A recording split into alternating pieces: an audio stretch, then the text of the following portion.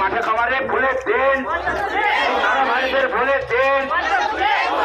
সন্দেশকালী মায়েদের উপর অত্যাচার হলো কেন? অপরাধ মহিলা মুখ্যমন্ত্রী জট চাই, জট চাই, এই জবাব তোমায় দিতেই হবে, এই জবাব তোমায় দিতেই হবে। সন্দেশকালীতে তৃণমূলের অবৈধ আক্রমণের প্রতিবাদে আজকে বিজেপির এই প্রতিবাদ মিছিলে তলে তলে যোগ দিন বলে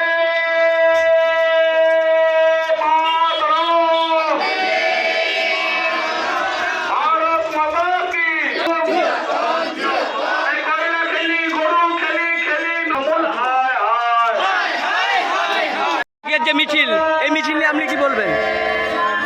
দেখুন, দীর্ঘ 10 থেকে 12 বছর ধরে সন্দেশকালী তৃণমূলের নেতা শাহজাহানের মতো, শিবুর মতো অনেক নেতা শুধুমাত্র পিঠে খাওয়ার নাম করে গভীর রাত্রে আমাদের শুধুমাত্র এসটি মা বোনেদের নিয়ে যেত এবং নিয়ে যেয়ে তারা পিঠে খাওয়ার নাম করে ভোগ করতো, তাদের ইজ্জত নষ্ট করতো, তাদেরকে ধর্ষণ করতো। তো সেই ধরনের আজকের ঘটনায় আমরা দেখতে পেলাম গোটা বিশ্বে এরকম নোংরা ঘটনা ঘটেনি।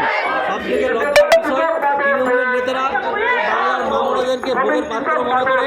আর সবথেকে আরও বড় লজ্জা, রাজ্যের মুখ্যমন্ত্রী মহিলাদের এই ধর্ষণের বিরুদ্ধে একটাও প্রতিবাদ করেনি এবং আইনি ব্যবস্থা কোথাও নেয়নি। এটা আমরা বলতে চাই, তৃণমূল কংগ্রেস এবং তৃণমূল নেত্রী মমতা বন্দ্যোপাধ্যায় যদি মনে করে এই রাজ্যের মহিলারা তার তৃণমূল দাদা ভাইদের ভোগের পাত্র, এটা সম্পূর্ণ ভুল। আমরা যারা রয়েছি, আমরা যারা ভারতীয় জনতা পার্টি রয়েছি, আমরা এই পশ্চিমবাংলার মা বোনদের সঙ্গে আছি, আগামী দিনে থাকবো। আজকের দিনে আমরা প্রতিবাদ করছি, প্রয়োজন হলে প্রতিবাদ রোধও করবো। তাই আপামর জনগণ এবং পশ্চিমবাংলার সমস্ত মা বোনেদেরকে বলবো, এই অন্যায় অত্যাচারের বিরুদ্ধে আপনারা রুখে দাঁড়ান, প্রতিবাদ করুন, প্রয়োজন হলে প্রতিরোধ করুন।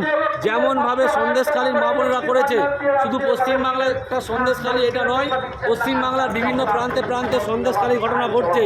সেই সমস্ত এলাকার মা বোনেদেরকে বলবো, প্রতিবাদ করুন, প্রতিরোধ করুন। ভারতীয় জনতা পার্টি আপনাদের সঙ্গে আছে, আগামী দিনও থাকবে। এই 24-এর নির্বাচন, এই নির্বাচনে আপনাদেরকে প্রমাণ করতে হবে যে তৃণমূলকে আমরা বর্জন করেছেন, তৃণমূলকে আপনারা বিসর্জন করেছেন। তার একটাই কারণ, পশ্চিমবাংলার মা বোনেদেরকে আপনারা ভোগের পাত্র মনে করেছেন। এই 24-এর নির্বাচনে প্রমাণ করতে হবে।